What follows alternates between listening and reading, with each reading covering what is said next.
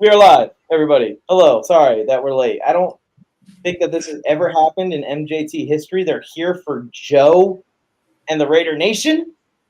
I think we're not talking about, well, I guess we are talking about Josh Jacobs. But we're going to be talking about a bunch of different topics today on the show, y'all. We're going to be talking about the Hall of Fame game, training camp trips we just went on, some news, Sean Payton, Josh Jacobs, Saquon Barkley, Jay, the top 100 list, and everything that we missed in the last 2 weeks. This last time I've been live right after this. Oh, my goodness gracious.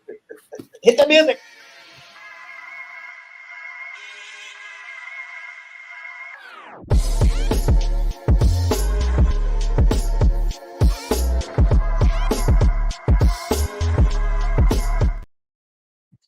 This is evidence that we can't do Raiders crap on this show. We opened up the show.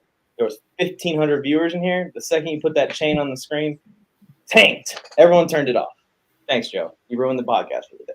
Ethan, thanks for coming over. Raiders! We'll get that right out of the way right now because, Ethan, I don't know if you know, but both of these guys are Charger fans, and they don't love anything that has to do with the Raiders. And we're going to talk about Josh Jacobs later on today in the show. So, of course, we're going to have to talk about the Raiders and the Raider Nation. Mike hated it yesterday. I'm going to tell you. Mike and I went to Rams camp yesterday, Tony. Of course, I'm not wearing no damn Rams stuff. Mike wore an OBJ shirt to Rams camp. I wore Raider Nation stuff to Rams camp. I got more people yelling Raiders at me than you heard Rams fans chant. Mike, was that not? We'll get into that later. But good morning, good afternoon to you guys and everybody who's in here. Zero, what's up? OJ Raider, Ethan, everybody who's in the chat. You guys go ahead. We'll interact with you throughout the program today. But Tony, I got some stuff to tell you. I don't want to get into it because I want to say hello to you. We're going to get into the full swing of things. Let me tell everyone and plug it real quick. Everyone make sure you subscribe to the channel, like the video, turn on notifications. Be here for MJT, and MJT will be here for you. And also, Tony, you can go ahead and say hi to the beautiful people. Joe just is filling the airways with Raiders crap. Go ahead. No, it's all good. This is the Raiders time of year right now. Like, enjoy this preseason, get all the highlights in that you can, because it is about to be a long, ugly season of why aren't they firing Josh McDaniels after every bad loss they have this year? It's going to be the same crap again. It's tough. You got to be tough to be a Raiders fan right now. Look at that. If you question Mark Davis's decision to sign Josh McDaniels to a lifetime contract, he's going to kick your ass out of the Raider Nation himself. Yeah. This is like Michael Scott when a prison Mike from the office. It's the electric to me last year. So shout out to SL Clothing for all this. Shout out to him. But yeah, Raider Nation, this is our time. It's preseason. We run preseason, guys. This is preseason, baby. What was the Raiders' record in preseason last year? Undefeated. Four wins. I will say, you did win double the amount of games in the regular season that you did in the preseason last year. No, we didn't. Oh, not even that? No, because we only had 6 wins. We had 4 preseason games. I thought it was only 3. Yeah, but we played in the Hall of Fame games. I was there. What am I thinking? I had to live through that torture. Anyways, let's get into the show. We got other topics to talk about other than the Raiders, please. Tony, I'm just going to ask you, because we missed it. We were at Rams training camp, and we'll talk about that immediately after. But fill us in on what you saw watching the Hall of Fame game. You watched the whole thing? I mean, it was on. I basically turned it on. I was super excited because football was back, and I was really tuned into that first half just to see Zach Wilson, right? Because a lot of the stuff they talk about is he's a sponge. He's following him around. I still saw a lot of sort of panic and indecision, not really trusting or whatever, but it's the first preseason game. He's not out there with the ones. I was also kind of curious just to see some of the offensive line play, because that's one of the things I worry about with the Jets. Like, I've had them as high as 1 in my offseason rankings for the AFC East and as low as 3. And it's like, I was watching the guy they got from Wisconsin, Tippmann, and it just didn't look as good as I thought it would. But again, the first game of the season, you can't really take a lot there. Zach Wilson did drop a dime where it's like, that's why this guy was the second overall pick. but there's so many things that go into playing quarterback. It's the toughest position. But then you see somebody like, and I don't know if we're going to talk about it, Dorian Thompson-Robinson, and I made that joke to you guys. It does look like he played 22 years of college football. Like, he came out and was like running the offense like a pro, super calm, running checks up at the line, like calling things. Oh, we're fine. And then handing it off to a guy who might play special teams, and he's getting a 13-yard gain, taking his time, making great reads and throws. It was nice to see that.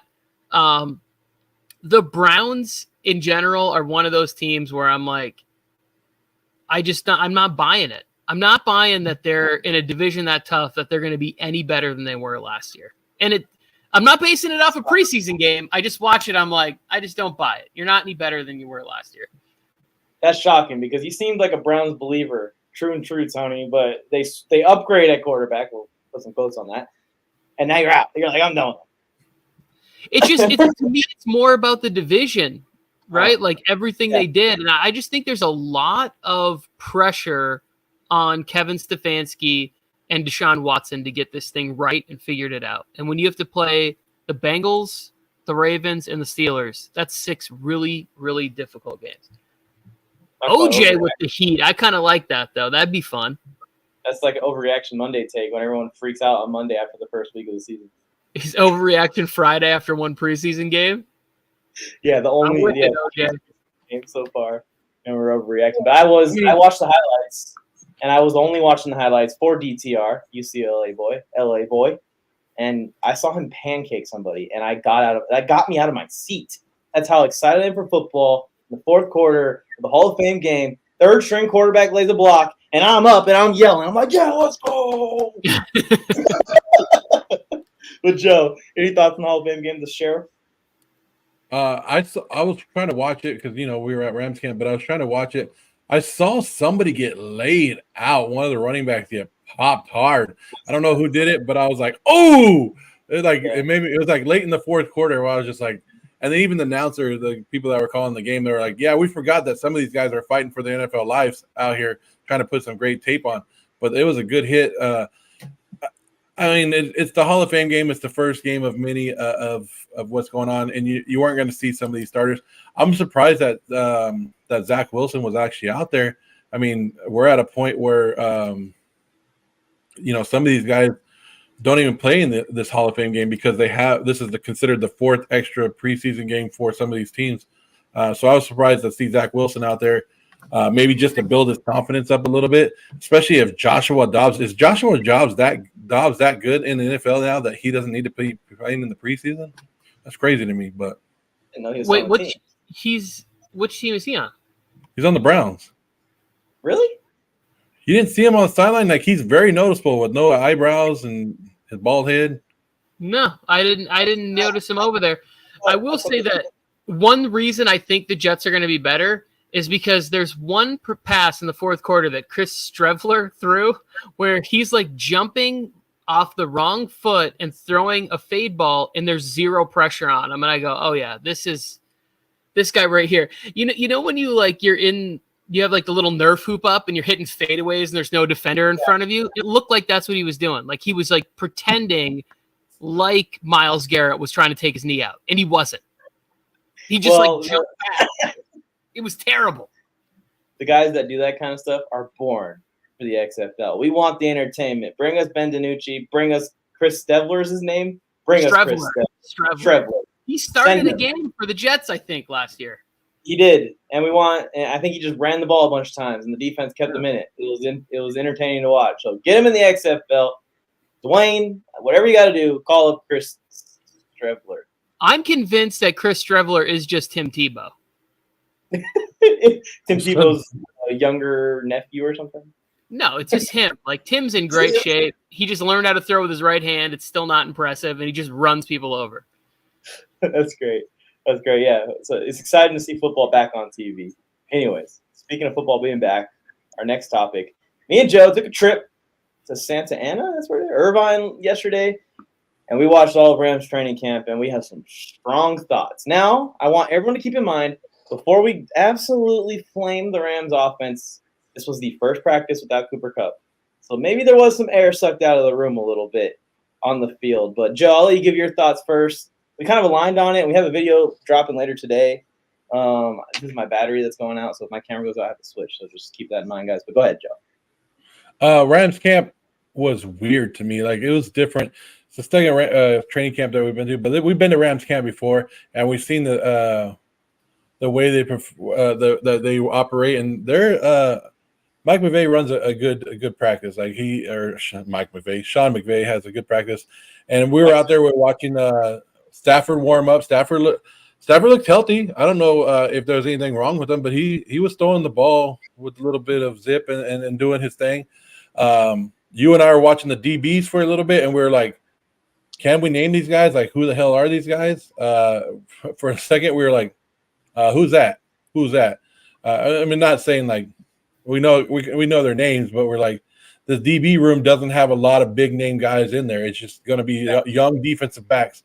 And then we watched them perform, and they actually did pretty well. Like, I was impressed more with the Rams defense, and I would say the Rams defense might be better than expected this year, especially with the young guys on there. Or that receiving corps for the Rams just sucks because the DBs were making more plays than the wide receivers were. Mike, I was telling you guys earlier, and I said I wanted to get back into this.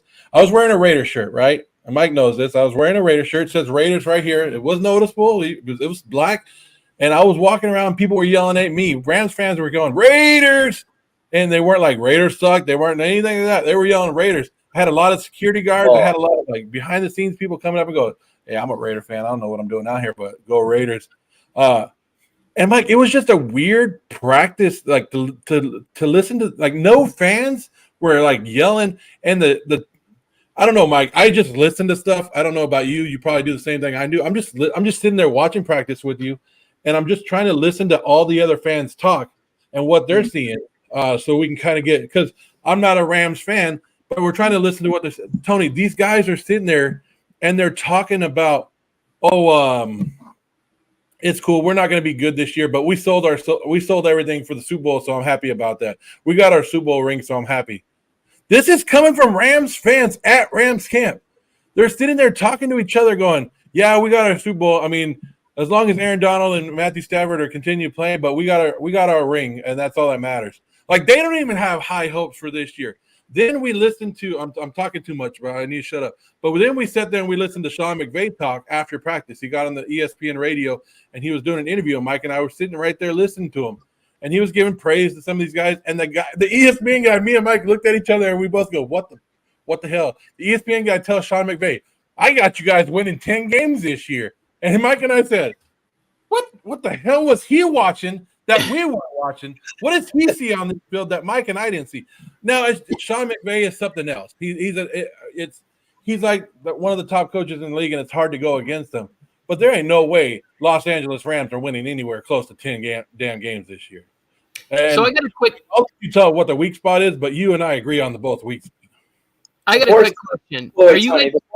Before it's completely off topic, I just wanted to bring this up. If my name was Sean, I would change it to Mike Joe. So Sean McVay should be Mike McVay. Anyways, go ahead. Are you guys telling me that Lance McCutcheon, preseason star last year, couldn't fill in for Cooper Kupp in this offense? Like, he is the offense. Like, they run everything off of him. So, of course, it's going to look terrible without him. Like, that is – Van Jefferson's not going to fill in. Tutu Atwell's not going to fill in that spot. Like, there's going to have to be adjustments made. Like, the Rams are going to be a work in progress. But they're not going to be nearly as bad as you guys are talking about. I have some really frightening news coming. They moved McCutcheon to corner. The wide receiver? Yeah. No, that's not right. He was out there in 41. He was out there in 41 guarding receivers. Cameron McCutcheon? No, but remember last year they had like a big. He lit up. He's talking about Lance. He's talking about Lance. There's another guy who's a defensive back. He's talking about Lance. Yeah, I'm talking about Lance McCutcheon. Last year was like a preseason star for the Rams. Yeah, you're talking about number 82. Mike and I were watching number 41, the defensive back. There's two of them on that team, Tony. Mike. I'm sure two McCutcheons. My fault. I was like, I saw McCutcheon out there, and I saw him guarding receivers, not running routes. Yeah. No, Lance had a good preseason. He lit up Dean Leonard in that game. It really hurt. Well, yeah, go ahead, Tony. Finish your take. It's just like it's the first practice. I get what you're saying. Like they're not going to be good, but it's still Sean McVay, and there's still a lot of top end talent. And if Stafford is healthy, he's going to win. He's going to win 6-7 football games minimum. He did it with the Lions with less coaching help. I think you're right, but I will say this also: Stafford looked awful. I watched the tape back. I recorded almost every play of practice, and I watched it back. It looks worse in the replay than it did in person. Like, it did not give me any confidence. Cam Akers had like one rush over 3 yards. The offensive line was awful the entire practice. Like, they couldn't even get very many plays off. Only thing they could complete were like just really quick crossers that are like super easy completions, super easy zone beaters. And then from there, it was all defense. And Tyler Higbee had a few good highlights in the red zone where he just got jump balls over smaller guys. You can look at it as a positive for the defense. I mean, the defense will help the offense, right? But the offense, and I do want to give context that it is the first practice since Cooper Kupp's injury. Like, Cooper Kupp was out there in pants just watching the practice, and that has to throw your offense off, right? Because he is the most involved person in your offense and the best player in your offense. But if he's not out there, I am very worried for this team. I'm very worried for Stafford's health. I don't know what's going to happen once we get to the season, but if Cooper Kupp especially is not on that field, I have no faith in the Rams now after seeing this practice. I'm trying not to take too much into it. It's just the quantity of plays that I saw. I mean, we talk about seeing 20 plays out of Aaron Rodgers, and I believe in him. I saw maybe 50 plays today, and 48 of them were won by the defense. I mean, it was a clinic put on by the Rams secondary specifically and the defensive line. Mike, and what you said about at one point we're watching it and you're like, you can't hit the quarterback during practice. So he would get close to Matthew Stafford, or any quarterback would get close to getting sacked, and they would let him run around. And before they blow the whistle, they let him run for 9 seconds to finally get a playoff in practice just to throw a ball. Like, it was like, okay, how long do you let him run around? Because he's not going to run around for 9 seconds in an NFL game. But just to throw a little pass, like, it had to be all dink and doinks yesterday, and these defensive backs and the linebackers. The linebackers played pretty good yesterday too. So maybe it's just the defense is just better than we expected to, because we went to Rams camp not expecting a lot, and maybe it was just the defense being able to shut them down. I believe in Sean McVay. And for Ethan and OJ and Joe, on 48 hours notice, he beat a team with Baker Mayfield. I remember that. It'll be fine. It'll be just fine, everybody. That was one of the best nights of the season last year. Yeah, we'll see what happens with the Rams. The practice was very promising. I hope that they have some joint practice I can find on the schedule and get back out there and see them again and just give them another chance before I completely bury their entire offense. But in my mind right now, that performance was – But, I mean – I cannot be drafted any players in the Rams offense now with that as my last memory of what's going on.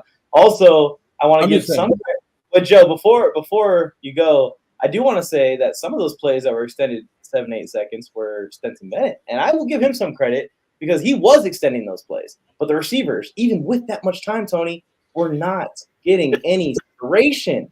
We're talking about man coverage and 8-second plays, and they weren't getting separation.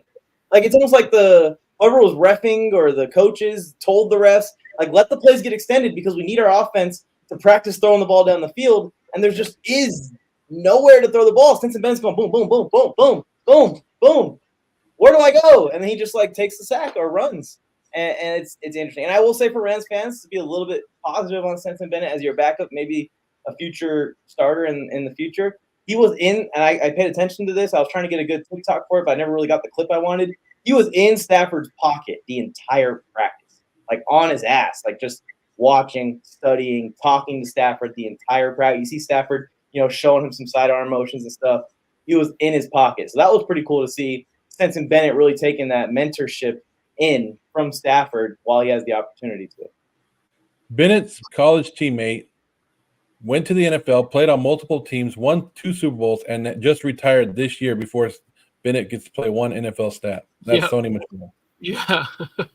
I think that's why the Rams drafted him. The Rams drafted him because they know if they lose Stafford, they got someone that's a little bit more like ready to at least running the offense right now. Bennett and Stafford are about the same age, right? I think Stafford showed him around on his visit to Georgia. Tell me what is your working? You're not committing to this. We're gonna do our division previews with you guys, and we'll get them all out. But right now in your mind, what is kind of like your estimation for Rams win total this year? 8 or 9. Okay. There's too much talent. That's higher than most of their fan base at that camp. And that's the last thing I want to talk about with Joe was like, you're talking about fans too. Like, this is the part that's really scary. You're talking about people who sat in crazy LA traffic in the heat to go support a team that they don't think can be competitive. Like, that's demoralizing and depressing, because like I'm going on Sunday to Chargers camp, and I'll be in there with 17-0 on my mind, and I don't give a shit how it looks for one day. I'm still going to be sitting there going, nobody can stop these boys. Staley's defense is top 3. Might be the greatest of all time. I might be watching the 85 Bears on Sunday, because that's the glasses I look at it with. Well, when I went to Chargers camp, Tony, it's the complete opposite. So I think you're going to enjoy it. See, okay, so going to Rams camp, we had the idea that the Rams are probably the third best team in their division, right? Maybe you probably have, depending on what you're looking at, you probably have Seahawks and 49ers ahead of them, right? So going in there, and that's what I saw. I saw the third best team. Now, how many wins in that division? They play, but then again, they play in the NFC, the shitty NFC, like, they're going to pick up more wins than we think. We could say they're a 6-win team in the AFC, but when they're in the NFC, they're going to pick up 3 extra wins because of the shitty conference that they're in. So the Rams could still be a playoff team, and we don't like what we see. It's just the conference that they're in, they're going to win more games than normal. But I don't know.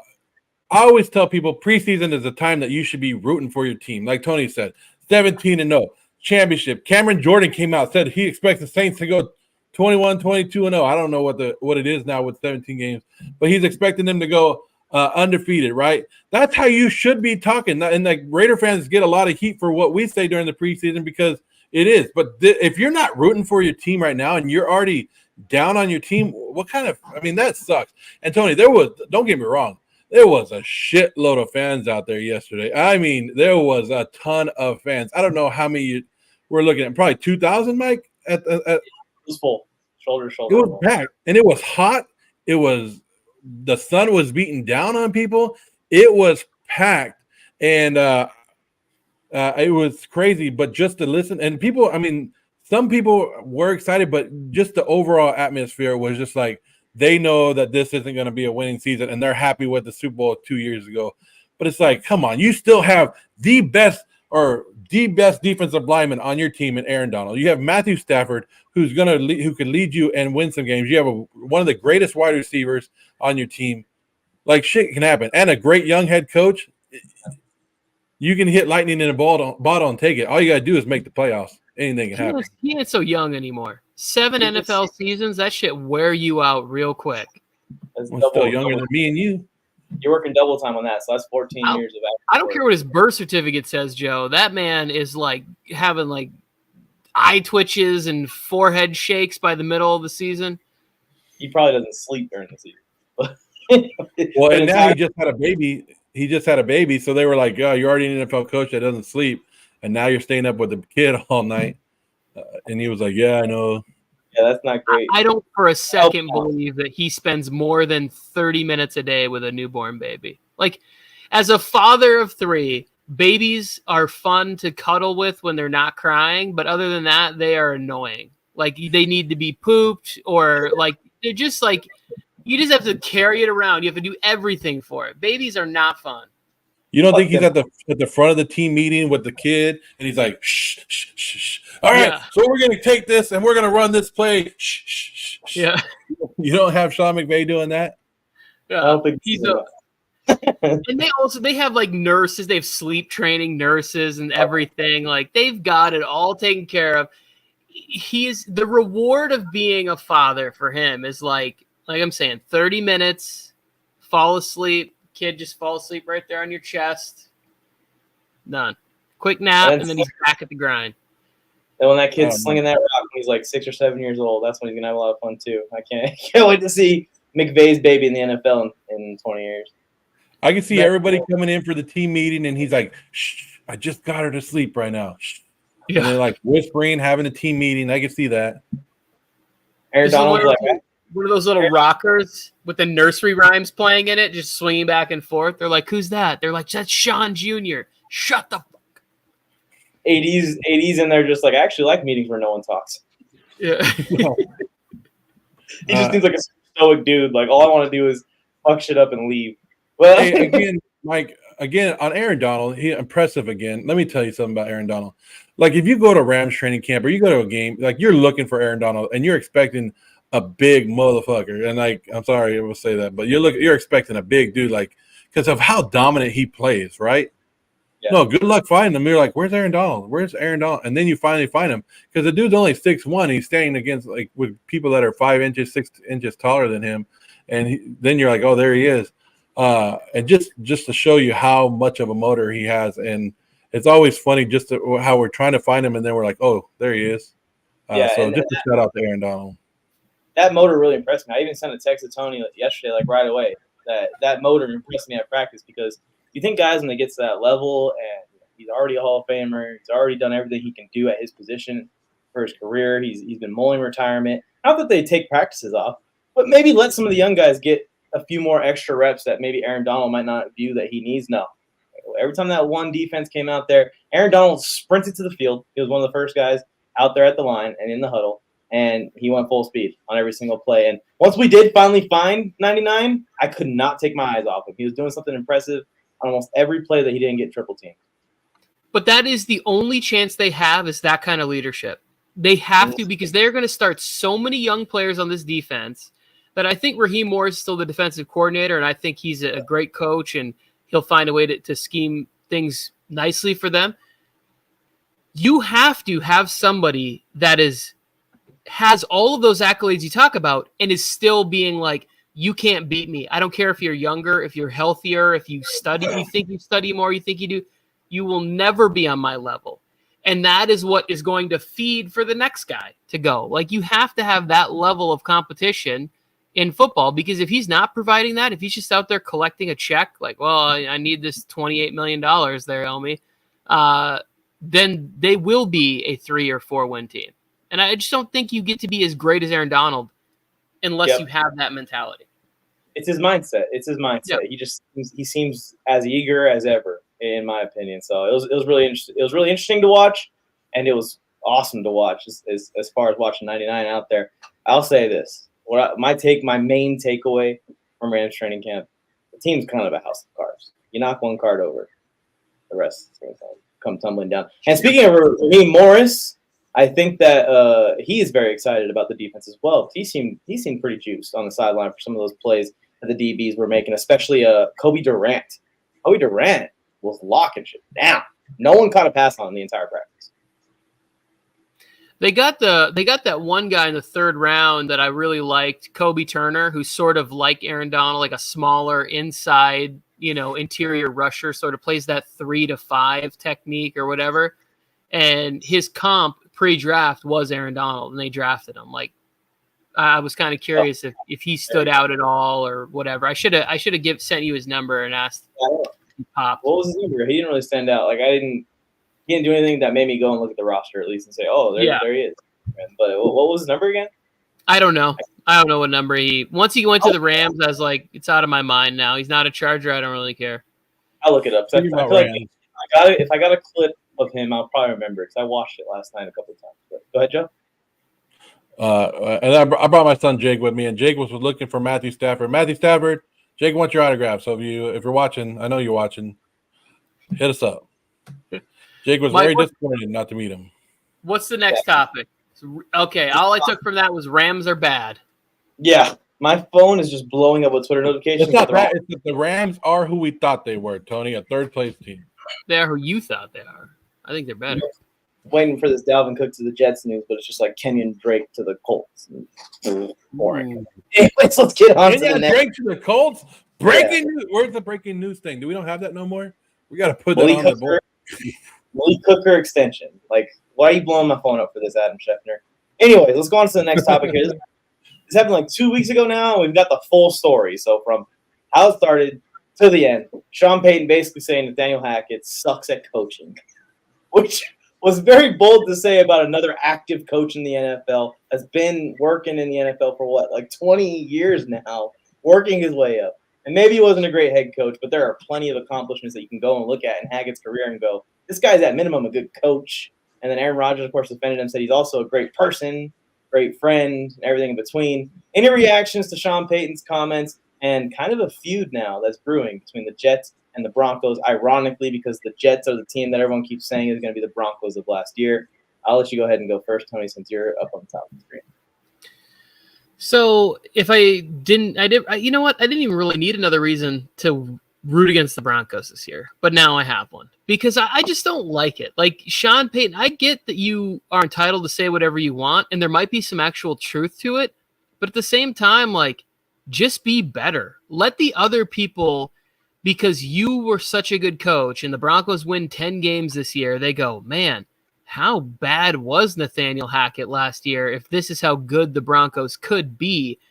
There's just this sort of like cop-out feeling of like, hey, I need Russ to know that he is better than what was put out last year, but how much better? So I didn't love it.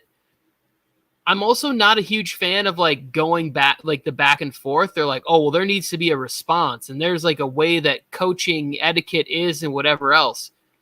All of these things were going to come out anyways, right? Like some reporter was going to leak, hey, an anonymous person said that Sean Payton, close to it, said that this is trash. So if it didn't come from his mouth, then you got players fighting on the other side.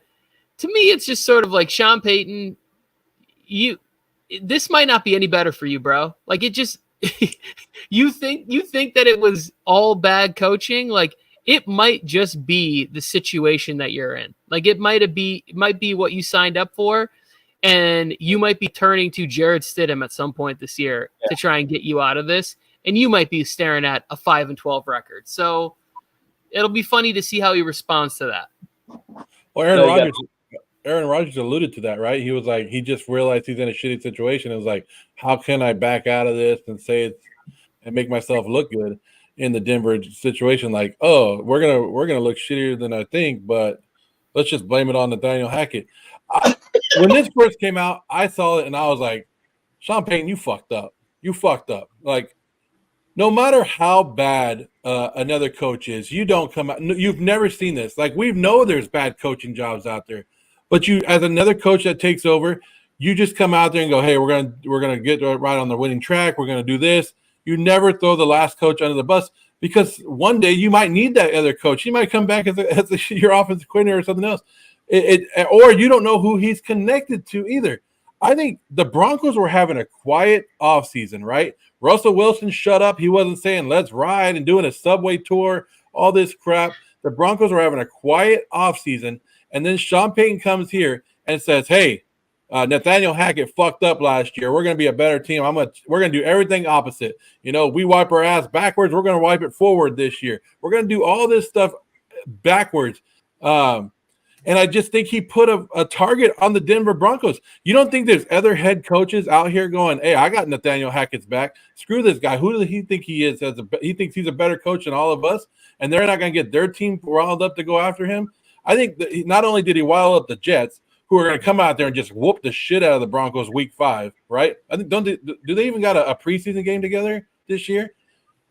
Oh, I don't know about that, but I know they play week 5, and I guarantee Hackett is going to save a bunch of stuff that they will not be prepared for to tee up Aaron Rodgers and for Rodgers to say like, hey, I'm going for it today. We're putting 500 on this defense, and my boy Hackett's going to look like a genius.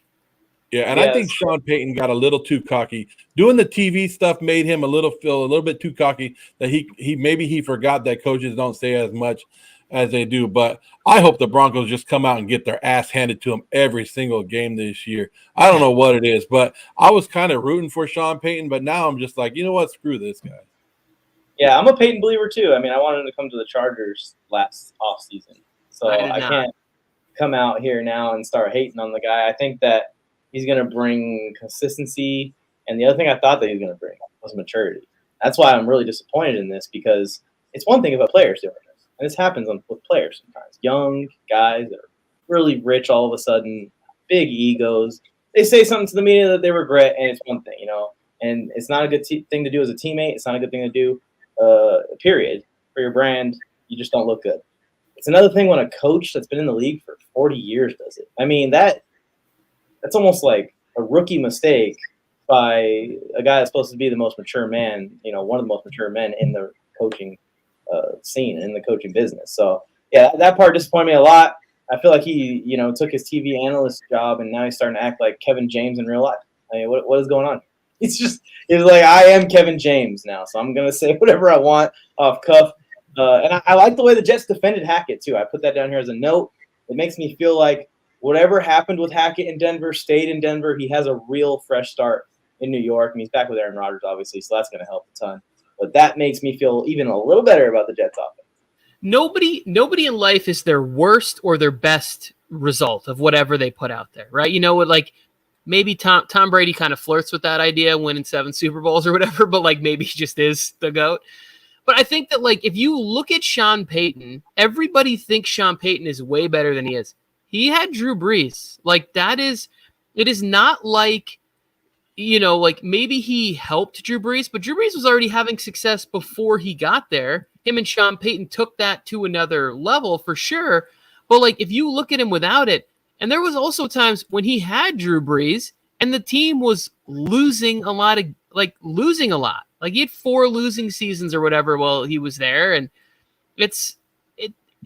I think that we think of Sean Payton with like a higher level than maybe what he actually is as a coach.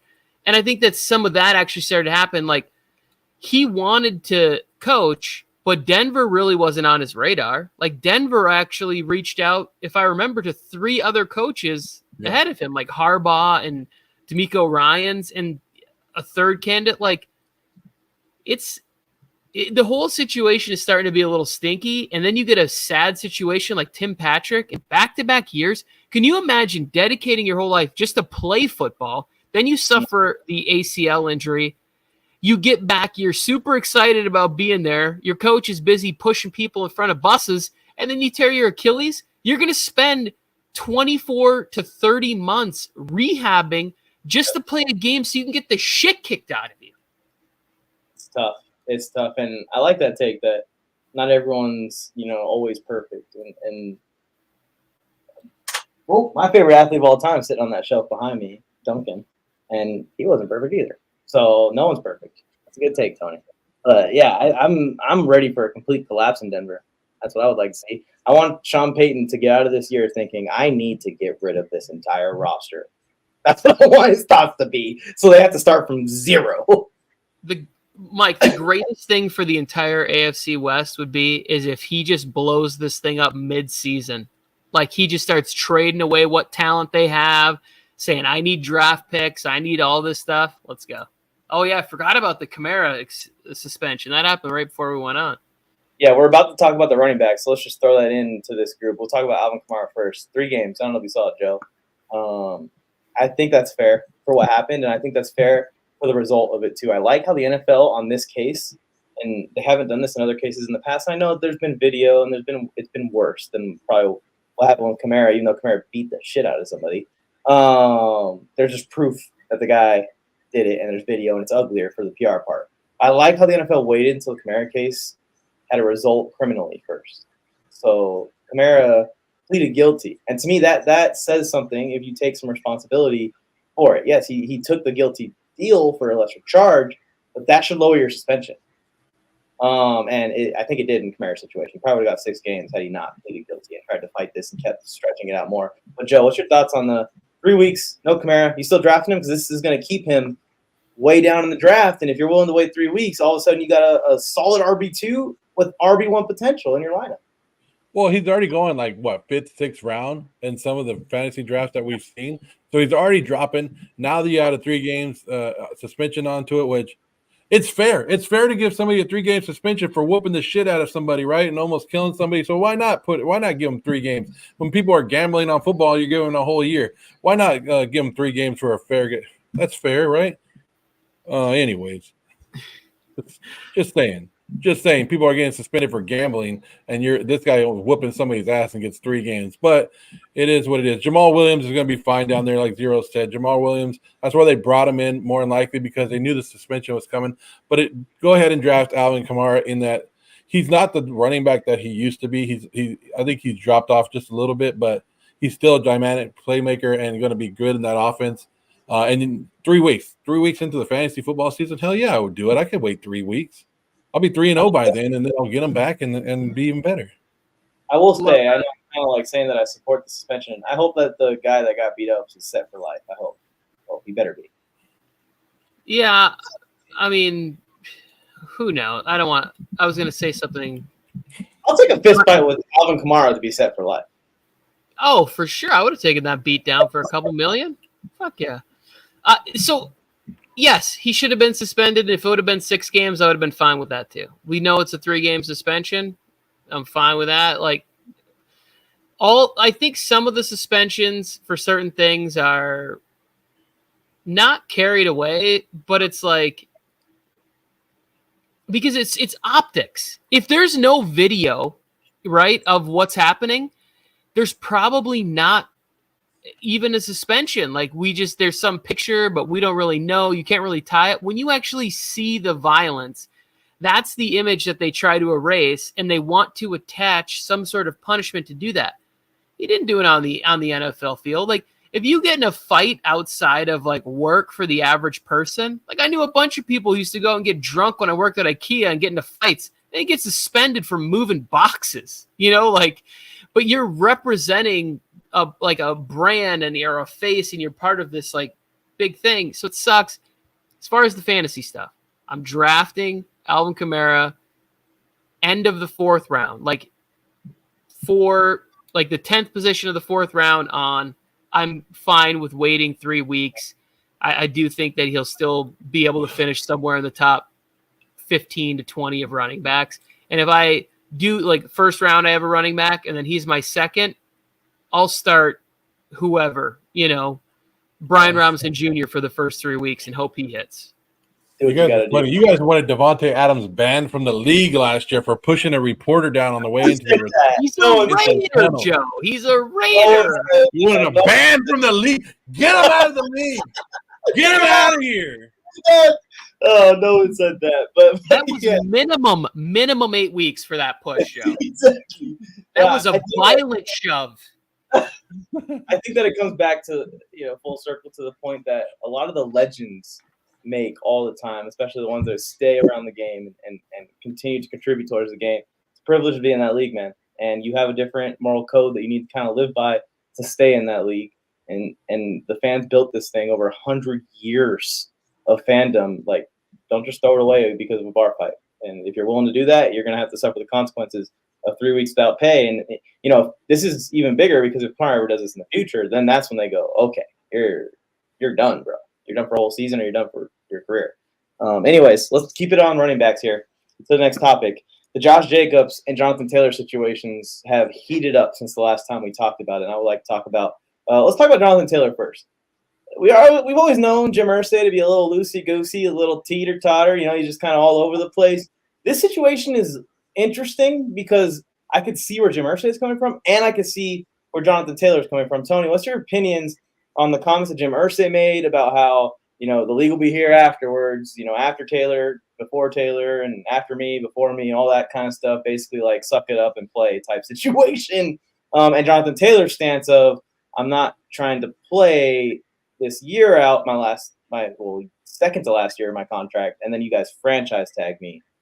That's the situation I'm trying to avoid. So what's your thoughts, Sonny? I would like to congratulate the Jacksonville Jaguars on being winning this division for the next 6 to 8 years. I have no doubt in my mind that they will be at the top of this division every time I rank it, for not just because they have Trevor Lawrence and they have a head coach, but the ownership just seems to be out of sight, out of mind. Look at what the Texans have done.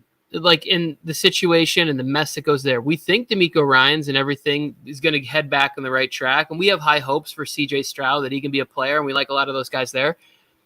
But you also have now the Colts, where it's a situation where I'm thinking Shane Steichen has to a little bit be going, what did I get myself into? Like, Josh McDaniels didn't take this job for a reason. Like, we all thought he was going there to be a coach. And it becomes more apparent every time Jim Irsay gets in front of a microphone that this is just not a situation that is a good job. Like, last year when we talked about the job openings, we said on paper the Colts job should be the number one job. But I couldn't take that over even the Texans job because of the erratic behavior of the owner. They need to figure things out with Jonathan Taylor. Like, let me finish my rant about the AFC South.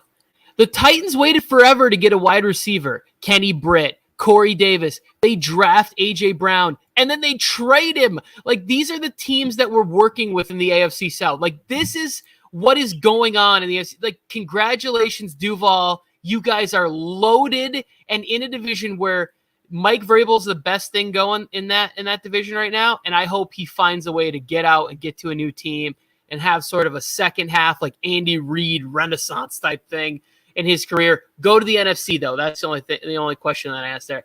Jonathan Taylor should be trying to do what he's doing. In my opinion, he should have started sooner. As soon as the season ended, his agent should have said, you know, it's been a great year. We look forward to being an Indianapolis Colt, but we probably won't be showing he won't be showing up to camp without an extension right now. He should have started this before everybody else. He should have taken the page from Ezekiel Elliott, and after year 3 started going, oh yeah, the holdouts are going to start right now. Even though he was coming off a season that was injured, he's still the best player on that team. Him or Shaq Leonard, like one of those two guys is the guy. JT should have been holding out. Well, even you can debate which guy is the guy, but JT is no doubtably the most important player on the team this year. Most important to their success, in my opinion. Like, Shaq Leonard is a beast, but they can survive a linebacker injury. But JT is going to carry the offense. Go ahead, Joe. Sorry, I cut you off. I think it's funny that everybody was talking about the running back position and not getting paid correctly, right? And we were wondering about the guys who had their franchise tags, and then the first day after, right before training camp, Barkley signs his deal, right? They have a running back meeting on Zoom. All the running backs get in there. Led by who? Austin Eckler, who's not missing any time. Eckler, if you really gave a fuck about it, you would be missing time. But you're talking other people into fighting your battles for you because you didn't get your money from the Chargers. Now you're getting it. So Jonathan Taylor goes there, and Jonathan Taylor goes, oh, shit, yeah, I want to get paid too. I'm going to sit out. So now Jonathan Taylor sat out after that meeting. It's all because of Austin Eckler. When Austin Eckler started this bullshit because he was an undrafted free agent who became a top running back, that makes it go, hey, we don't need to draft these guys anymore because we can get players like Austin Eckler. Well, Joe, it's a circle. Now you understand why, even though that Devontae Adams is a role model NFL player, pretty much, that if he does one bad thing, we're like, kick him out the damn league because you're doing this to Eckler right now. My take on this is that Saquon and Eckler are actually doing the right thing. They went to the team and they negotiated a 1-year deal. They said, if you're not going to pay me to play for 3 or 4 or 5 years, pay me to play for 1 year. And in exchange for me playing this 1 year, I want no franchise tag clause. And that is specifically why I think these guys are doing it right. Because that is what is screwing the running back position more than anything, is that not only do they have to play their rookie contract out, they can get franchise tagged twice. That is crushing them. And that's a situation that Josh Jacobs is in too. He needs to tell the Raiders, hey, I will play this year. I will play whatever contract you guys are willing to pay. Give me the max money you're willing to give me to play for 1 season. But you cannot tag me next offseason. I will be hitting the market if you do not extend me by next offseason. I think that's the road that these running backs can take because their power is not in the holdout.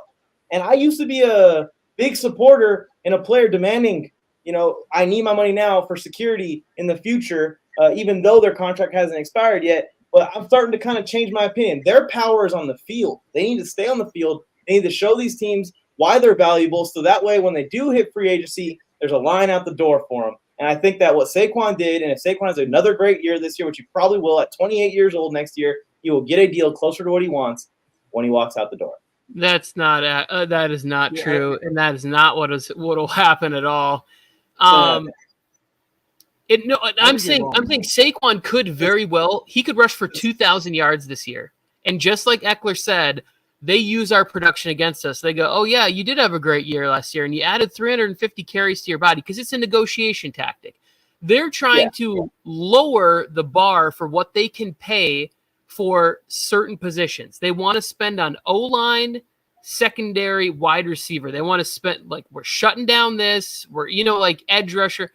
And if they can cut money, running back is going to be one that teams are going to cut. Chargers are going to do it. They just signed a big contract. The Eagles did it. Like, you think J.K. Dobbins is getting money? He ain't getting nothing from any. One, he hasn't been healthy. But two, even if he rushes for 1,600 yards, he's not getting a big deal. It's the sign of the times where they're at. And Austin Eckler, if I had one beef with him, this is the route I would have taken if I was Joe in the argument. Eckler is the guy that kind of started the problem because they were like, "Hey, Melvin, take this deal." And Melvin was like, "No." And Eckler was like, "Hey, I'm undrafted. I've already beat a bunch of odds. I'll take that deal right here."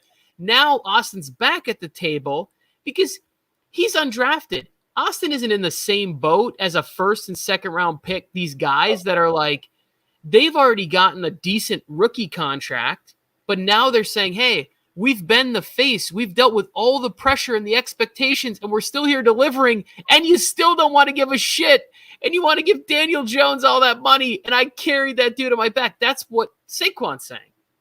Yeah, I think you're wrong. I agree with you to an extent, Tony. I think that there is a level, though, and that level is Saquon's there. Like, I don't think that J.K. Dobbins and Saquon's situation are anywhere similar. I don't think that Austin Eckler's on the level of Saquon Barkley. Like, CMC got his contract. I mean, because what he does in the receiving game, what he does as a blocker, what he does as a rusher, he is a workhorse. He does carry that team. He is one of the most important players on that team. And I think that Saquon establishing himself as that for a team, he can get a deal closer to what he's looking for in the guaranteed department. Now, maybe he's going to have to settle with some incentive-based stuff, but I think that Saquon's situation specifically, and Jacobs a little bit too, he only has 1 year producing at that level, they have a little bit more power than the other running backs that are in this situation. But I hear what you're saying, Tony. Why? Where does that power come from? There's no because power. he's the best player on his team. The Giants suck without him. That's it right there. We don't know that yet. We do know that because every time he's injured, the Giants suck. But not with Brian Daboll. Every time Saquon's not been on the field for the Giants the last 5 years, they have no chance to win that division. I'm saying I agree with you, but I'm saying in what they know now with Brian Daboll, is he the difference maker or is it Saquon Barkley? It's both of them. It's a combination. Without talented players, Brian Daboll is not going to be able to do as much still. But I think that the problem really is for the running backs mostly is that every other position gets paid ahead of production. Every other position gets paid ahead of their best years, and the running backs are having to wait and get paid after their best years. And that's the ultimate root of the problem because teams don't want to pay for past your best years. They want to pay for your best. But I personally don't think we've seen Saquon's best year.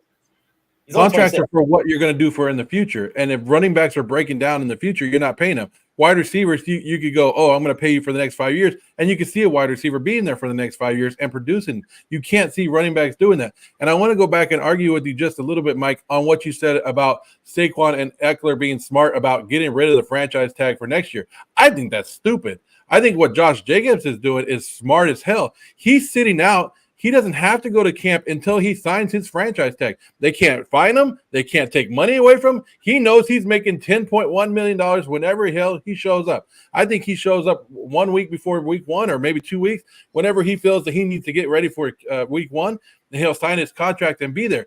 Then he makes $10.1 million, right? Then he puts it on the Raiders to, "Hey, do you want to look stupid for not franchising tag me again and keeping me at more money, which is like $13 million next year? That's guaranteed because I'm franchise tagged. Or are you going to make you look stupid and I walk and I go do this for another team for for whatever amount I sign over there. So Josh Jacobs is going to put more pressure on his team, where the other teams can be like, oh yeah, we walked away, but we're not going to sign him. Or Josh Jacobs can make more in the long run because he's going to force another franchise tag on him, which is going to be more than what it is this year. And that's the thing. He's looking at if he can get more guaranteed money in 3 years, $26 million. That's where you want to be, right? Sometimes the franchise tag hurts players, but in this situation, I think the franchise tag helps running backs. And that seems like a sound strategy to use. I hear the way that you're laying it out there, but I still just think like you're playing with fire a little bit there. I know that Eckler and Saquon are playing with fire too. They're on a 1-year deal, and if something goes wrong and they lose their career this year, it's over. They're not getting anything else. But they're trying to push for like at least 3 years, I think. And if Josh Jacobs gets franchise tag, like it could just completely be all wiped. And Saquon signed his deal and got $30 million with incentives. And Josh Jacobs got his $20 million over 2 years. Yeah, but then it was over after that. Also, I have a question. Because like Jonathan Taylor's situation is even completely different. He is going to produce for 5 more years. He's only 24. Like what is it going to take for them to sign these guys? I mean, I think that Jonathan Taylor is a shining example of a guy that will be there for 5 years after you sign him. And that's what you like to think, but it's also like, look at the guys that were able to move, the top producers that were able to move this offseason. Miles Sanders, and we'll throw Jamal Williams in there because he had 17, 18 touchdowns last year, right? Those two guys signed for, I think, $3 million for Williams or whatever it was, or $6 million and $6 million for Miles Sanders. I get that these other guys like Saquons and Ecklers and whatever, they're not getting more than $9 million per season next year. They will not make more than what the franchise tag was this season. They will be better. They will make more money for a 1-year deal. They might get 3 years, $27 million with some potential bonuses up to, but these teams are not, they're trying to lower what the franchise tag will be going forward because the collective average values of these salaries, they're not even drafting guys in the first round. Mike, Todd Gurley's 29 years old. Todd Gurley today is 29 years old, and this will be his 3rd season out of the NFL. And remember how great of a running back Todd Gurley was. His situation, you're not putting the context in there that he tore his knee up like 4 times. Like we're not putting that extra little. Like that is an outlier. This is what you just said. Jonathan Taylor's 24 years old. Todd Gurley stopped playing at 26 years old, 26, 27 years old after winning Super Bowls, having the pounding and having to carry the ball 200 plus times a game. You don't think that's going to happen to every single running back? I don't think anyone's carrying it 200 times a game, but I understand what you're saying. 200 times a season. Sorry, you know what I'm talking about. I mean, that's a case, I guess you could say, but like that's one case. Also, I think the problem also that's contributing to it. It's a big thing. It's a lot of things contributing. Is like you're saying, Miles Sanders and Jamal Williams. Like there's a huge gap between those guys to Saquon Barkley and Austin Eckler. But teams are finding ways to close that gap through the committees. Like back in the day, Adrian Peterson to Ryan Matthews, like that is a mile. You're not going to be able to make that up with another running back. But it seems like the less they run the ball, the more they're able to close that gap with other guys being in the offense that they can go to. It's an interesting, it's a tricky situation. Everyone has different opinions on it, but we do all agree that something needs to change. That's one thing we do agree. I don't actually think things need to change, and I think it'll just be fine. It'll just keep going, and they'll make really good money, and you'll just start to see less people wanting to play running back. That will be the change. The change will be kids will start saying, hey, I actually kind of want to play receiver. And they're like, you're too small. Slot receivers are making nice money in the NFL. I'll take that Jacoby Myers check. That makes me really sad, Tony, because I like the running game aspect of the game still being in there. I like seeing a guy like Derrick Henry come out and just dominate. But now Derrick Henry's going to play D tackle in the future or edge rusher. Yeah, you'll start to see athletes go a different way, but football's starting to change into like positionless anyways. Like Derwin James, another 20 pounds, is an elite edge rusher in the NFL. 6'3", and if he put on, another 20 pounds of muscle, he'd be playing edge rusher. Like they're all starting to look similar on both sides of the ball. It's the biggest, strongest, fastest wherever they can go. Like even the offensive linemen are just starting to look like lose a little bit of body mass. There's pictures of Evan Neal they were showing me. That's what Joe was. No. Listen to this. Ethan's out here saying, "Cook Joe, tell Josh Jacobs to hold out. Tell him." No. He when he was talking shit about Austin Eckler starting stuff. Ethan was really? riling him up. He was gassing up Joe. And I saw the comment and the timing. It was good. As a matter of fact, Zamir White, hold out now, so that way in a couple years, Yeah, you get your money, Zeus. Just get out the field now. Well, that's the only way that they could change it is running backs start holding out as soon as they enter the NFL, and that's not going to happen. Here's the one thing I think could change is if Eckler, Barkley, Henry, and who's the other one? Tony Pollard. If all four of these guys stay healthy all year and go completely nuts, I could see teams having a market for it. And then also you need one of these guys or multiple of these guys to be playing for, competing in the Super Bowl. You need to have a team that goes, oh, wait, you can't have a big deal at running back and you can't have a big deal at quarterback and be winning because it's copycat. It's just whatever. Well, they did it. They did this. They were able to make it work. Let's go study what they did and how they were able to have that explosive player on their team at $10, $12 million. If the 49ers win, they'll be like, well, they got a quarterback on a rookie contract. We need a quarterback on a max deal, taking a big cap number with a running back, taking a good sized cap number to be given the bird to all these, salary cap and analytics people. That's the Giants only, right? I mean, Saquon is probably going to have a high cap number, but it's only 1 year, so it doesn't really hurt cap, but he'll have a high cap number with Danny Dimes making 45. So it's only the Giants, I think. I can't think of any other team that's in that situation right now. Yeah, I'm trying to think of it too now that I brought it up, and I'm like, Josh Allen doesn't have anybody. Mahomes doesn't. That's the thing. Did you see, they're hyping up some undrafted guy for the Chiefs who's been running with the ones? I was like, you got to be kidding me. They can't have another one of these guys. I'll lose my freaking mind. Pacheco, CEH, the list goes on. How many running backs they going to cycle through? I don't even know the guy's name. I just saw the clip and I was like, nope, I can't handle it. I'm not even going to send this to Mike. I can't handle it. No more. This is a complex topic. Let us know your guys' thoughts in the comments watching the replay in the live chat if you guys are tuned in to the live. Joe, did you have one last thing to say? Sorry. It looked like you were. Okay. You guys want to finish this off with the top 100 list reaction or want to call it here? I don't know who's on it, so I'll react to your guys' reactions. Okay. Well, my reactions are here. I'll just give them to you, Tony. For one, CJ Mosley was ranked at 36. Big CJ Mosley fan. It's bold. 2019 CJ Mosley, maybe. Have a hard time negotiating with me there. That doesn't make any sense. Did he play linebacker and another position? Is he a two-way? I don't know. That's really, really high. And the best linebacker in the league should be around, Fred Warner should be around there. Maybe a little higher than that, in the late 20s. And then my other one was, I thought Sauce was great last year. He won Defensive Rookie of the Year. But the dude wasn't the Defensive Player of the Year. They have him ranked at 23. Over guys that have been in the league and dominating for, Jared Alexander and Jalen Ramsey and all these guys. And I'm a big dude on consistency. So I know that the players vote for this and Sauce is getting the hype, but I think that's what it is. Sauce is getting the hype because he played for the Jets and he was the Defensive Rookie of the Year last year. And we got two players that played for a 6-win team last year inside the top 12, Jacobs and Adams. And you got three in the top 20. That's ridiculous. Well, Crosby was 17. Adams and Crosby make sense inside the top 20. I'll give them that. I think I would have had Jacob back where Eckler is around. And the biggest thing is, Devonta Smith is ranked at number 100. He is going up 50 spots next year. Calling it now. And here, on top of all of it, just with all of that, all those problems I have with the list, Keenan Allen's off the list. With all these guys on the list. That just baffles me. So I think that this is becoming the ultimate popularity contest, right? Where players are just voting for their friends, their college teammates, their whatever.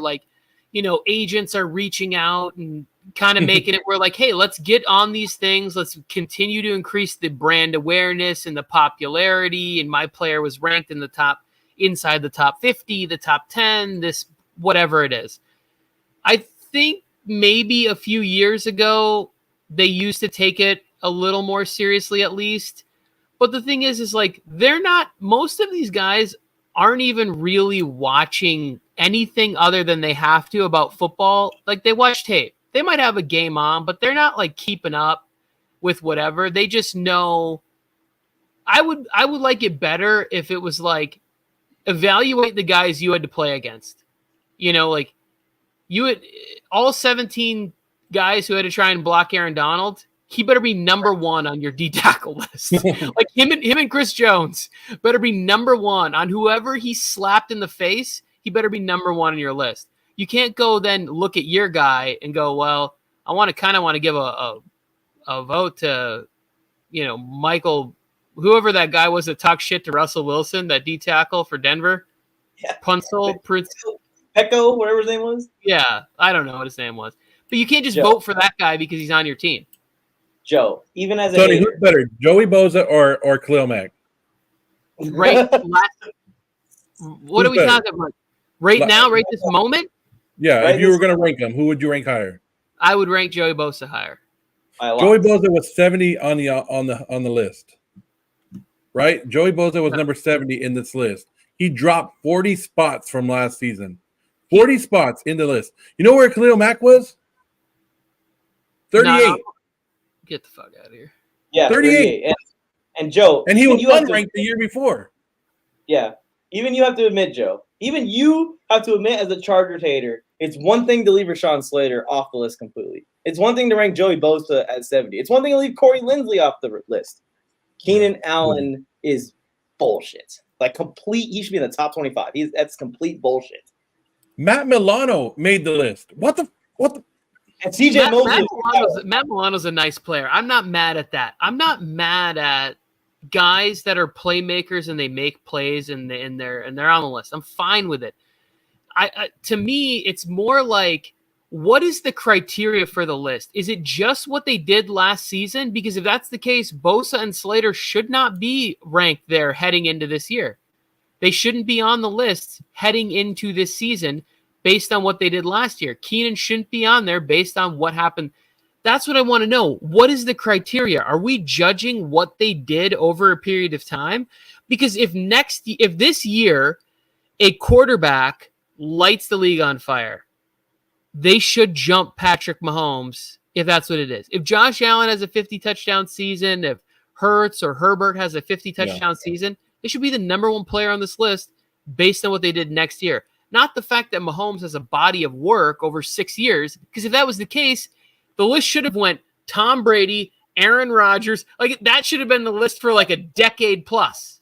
That's how the list went last year, but then this year now it's completely flipped. Last year Tom Brady was the number one player in the entire NFL, and it made sense. He's the GOAT because of that whole resume.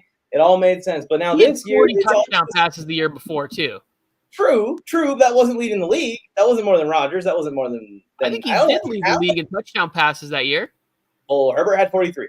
So that was 43 total, and I think Brady threw 40. What was it? 41, 42 touchdown passes. I mean, total and passing. I'll go the total over passing only every single time. But anyways, the moral of the story. Even if you want Brady at 1, go ahead. Put Brady at 1. I agree with that. I'm a big Tom Brady truther. I love Tom Brady. He's the GOAT. He's the best ever. But the thing that doesn't make sense is that they are doing it off a body of work for some players, like Khalil Mack, and then not doing it for other players. So they need to put a criteria or just tell us that this list is complete bullshit every year, and that we should just take it with a grain of salt. We should. I don't even know what you're talking about. We should. This is content. Well, I'm forgetting that I have the context of being on the internet, and people take this list as serious as all pros. Like they take this list very seriously. So I'm a little bit more passionate about it. Like they go, well, he was on the top 100 list last year. And I was like, honestly, you can just throw that down the drain because everyone is just picking their favorites, it seems like, or not even that. Like I can't even get, like, if that was the criteria, then that would be the criteria. Like they always say also that this is the top 100 players of 2023. So this is the top 100 players of 2023. So that would be like we're projecting forward. So that's a whole other option. I just put Tom Brady in Google. I just want everybody to know he landed on his feet, guys. He's doing okay. All right. Retirement's not bad to him. He's dating. He's back out there. He's in the game. I just got to look this up. Because I remember thinking, like, the year he had in 2021 when he was number one on that list, he threw 43 touchdown passes. That's as many as Herbert. If we just went off that season, he didn't win MVP. Another quarterback won MVP that year. His name was Aaron Rodgers. Yeah, which was bullshit, by the way. Should have been Tom Brady. And you know how I feel about Tom Brady. Like, he should have been the MVP. What a show today, Tony. It was a good one. Great show. Why did we lose Joe? Did I talk too long or something? You got to go to work? He dropped something in private chat that he had to go somewhere real quick. But okay. I just wasn't paying attention. We're at an hour, 10 minutes anyways. We appreciate everyone tuning into this one. Ethan, Zero, as always. Everyone else who tuned in, everyone that's watching the replay. Again, leave some comments on your thoughts on all the topics we covered today, or any specific topics that you're more passionate about than others. I'm especially interested in what people think of our review of Rams camp, because we basically pooped on them, and it could age very poorly if they're even decent. So we'll see how that goes. I want to know what your guys' take is on that. How much do you take into our eyes and what we see when we go out there to these practices? If you will be at Cowboys camp tomorrow, we will be there. I don't know if there's anyone watching right now that is a Cowboys fan and close enough to go, but me and Joe will be there again doing some more stuff for MJT, doing some stuff with Sports Illustrated. It's going to be a ton of fun, and doing some fan interviews if you want to participate. Tony, anything else to tell the people before we go? Tom Brady's so bad at rushing, they don't even put his stats on the internet? What the I can't find his. I want to see if he had any rushing touchdowns that year. I got nothing good to say. Everybody have a great week. I do want to just say something for Joe, because I know what he would say to close the show if he was here. Austin Eckler is the best running back in the league, first of all. That's what he would say. He also would say the Chargers are winning 13 games this year and going all the way to the Super Bowl, and he just wants to put that prediction out there now so that way when it happens, he's right, as he always is. Joe, thanks for that sentiment. I appreciate you sending that to me right before you signed off. We'll catch you guys tomorrow. We're going to be on again tomorrow, so we'll see you there. That was. What was I that? said that was for you, Ethan. That little that rant that you gave. We're good. Suspend Devontae Adams.